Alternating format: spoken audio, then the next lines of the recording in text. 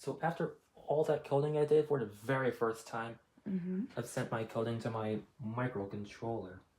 Huh. As you can see, I have an infrared emitter and receiver and a blue LED. Okay. Watch what happens after I wave my hand over these two. Ah. Magic. Get it? It's an infrared sensor. Ah, okay.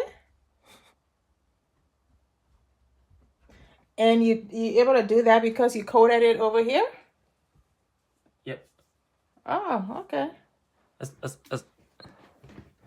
And another thing, make sure you verify your code for any errors before uploading or sending your code to the microcontroller. Okay.